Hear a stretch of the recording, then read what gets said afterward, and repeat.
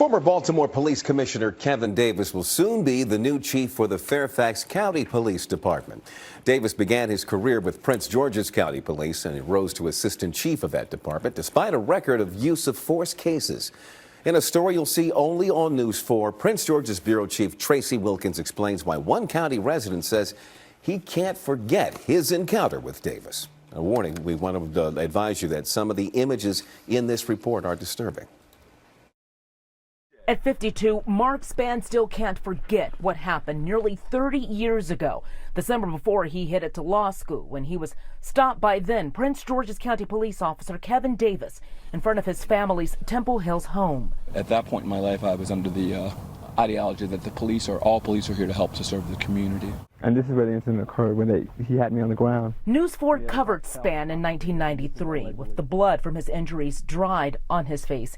He explained that Davis violently took him to the ground, arresting him. And at that point, Davis says, give me your hands, and lodges me to the ground, throws me to the ground, and proceeds to mash my face to the pavement. It was never clear why he was stopped, but he was charged with battery, resisting arrest, and disorderly conduct. I think it's out-and-out racism. The first question he asked was, upon me stopping, was not, what have you done, where have you coming from, how did you get that car? Mark remembers the ride to the hospital in the front seat of Davis's police car. He would later describe those moments in court. I have to this date never experienced such racial slants, slurs, and epitaphs, and the denigration. I remember at one point he had placed his baton next to in the seat, and he began putting on black leather gloves, and these were all intimidations, tactics. Spann won a civil suit against Davis. Davis rose in the ranks. 6 years after Mark's case, Davis, then a sergeant, was sued for false imprisonment and arrest of a young man who claimed Davis and other officers essentially kidnapped him for a night. The victim won his civil suit.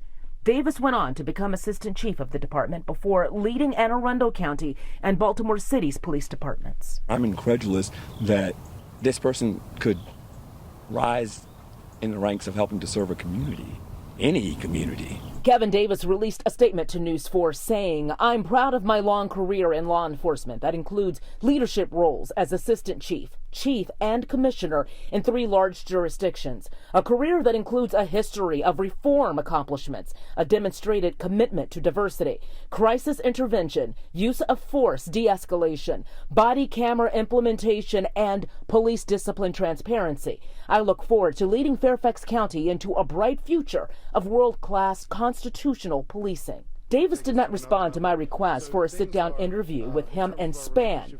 Spann says he can't forget what happened that night. You're never going to forget, but you are compelled to move forward. Mark says that when Davis was up for the job in Baltimore City, he was contacted by an internal auditor for Baltimore who had questions about his incident. He says that this time around, he has not heard from Fairfax County. For News 4, I'm Tracy Wilkins. Jeff Mckay, the chair of the Fairfax County Board of Supervisors, told News 4 last week that he is excited for Davis to start, and he says he thinks that he has a good reputation across the region. Davis officially begins as Fairfax County Police Chief on May 3rd.